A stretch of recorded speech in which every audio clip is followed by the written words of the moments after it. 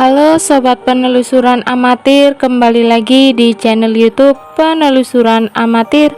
Jangan lupa buat kalian yang baru bergabung, silakan pencet tombol subscribe dan bunyikan juga lonceng notifikasi supaya kalian dapat video terbaru dari channel YouTube Penelusuran Amatir. Oke sobat penelusuran amatir, sudah siapkah kalian untuk mendengar cerita-cerita misteri yang akan kita bagikan di channel YouTube Penelusuran Amatir? Oke sobat penelusuran amatir, ini dia ceritanya. Sumpah pocong. Jika aku tidak mendapatkan keadilan, ayo kita bersumpah pocong di depan makhluk halus.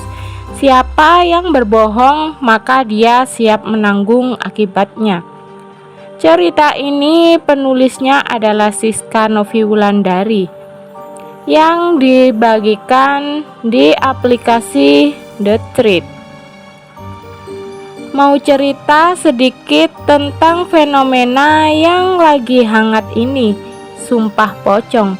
Aku sendiri gak tahu apakah sumpah pocong ini hanya sekedar mitos atau memang ada bau-bau sakral dalam prosesnya.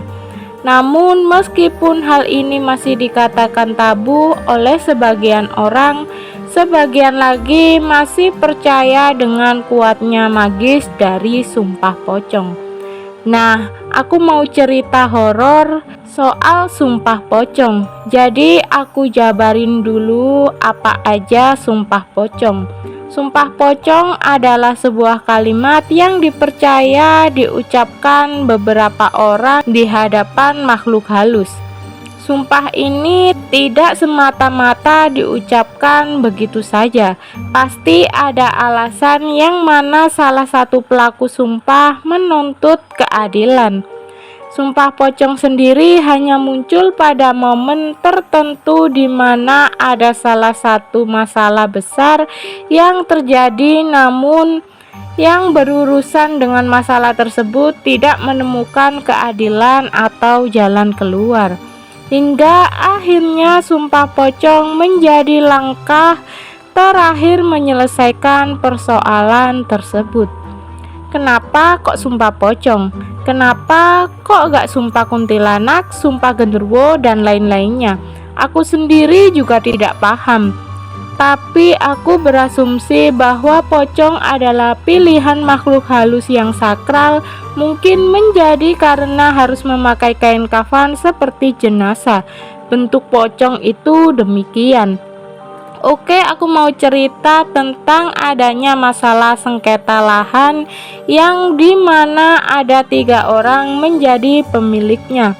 Ketika orang tersebut memiliki bukti bahwa mereka adalah pemilik lahan tersebut, semua upaya juga udah kita tempuh, namun tidak satu pun yang berhasil. Ketiga orang ini juga memiliki saksi, di mana saksi tersebut juga bersumpah bahwa saat ijab pembelian lahan itu mereka menjadi saksinya.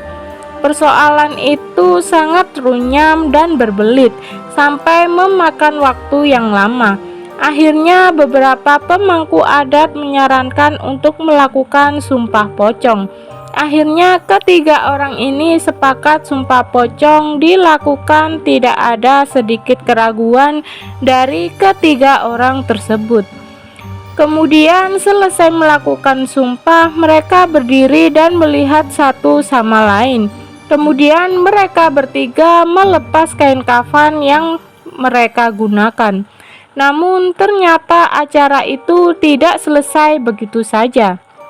Pemangku adat juga ingin para saksi dari ketiga orang itu juga bersumpah. Semua saksi juga sepakat dan mantap mau disumpah.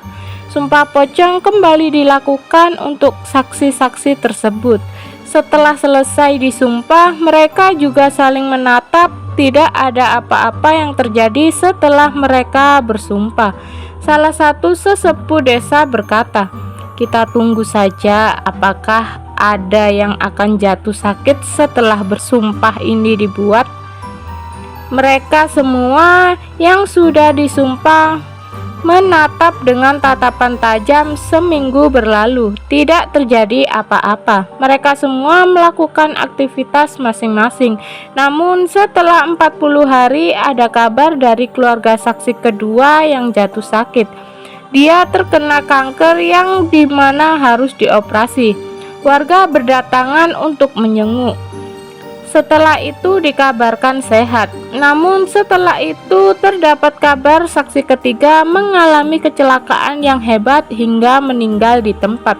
Kabar itu sangat menyedihkan sekali lantaran istri dan anaknya juga ikut menjadi korban kecelakaan itu hingga meninggal dunia. Setelah sebulan berlalu, saksi kedua tersebut jatuh sakit dan kesadarannya menurun. Seminggu kemudian, sang istri melihat bahwa suaminya sering sekali takut ketika melihat ke arah jendela. Katanya ada sosok putih yang tersenyum lebar ke arahnya. Setiap hari, setiap ba'da asar, selalu melihat hal yang sama ke arah jendela.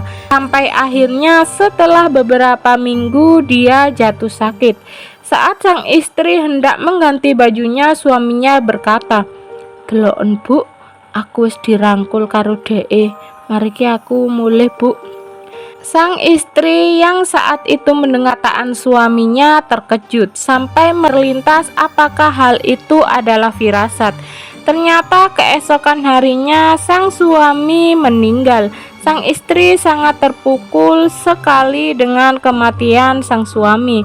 Dan cerita ini ditutup dengan cerita dari dua saksi yang meninggal dunia. Setelah itu tidak ada cerita lagi dari semua itu.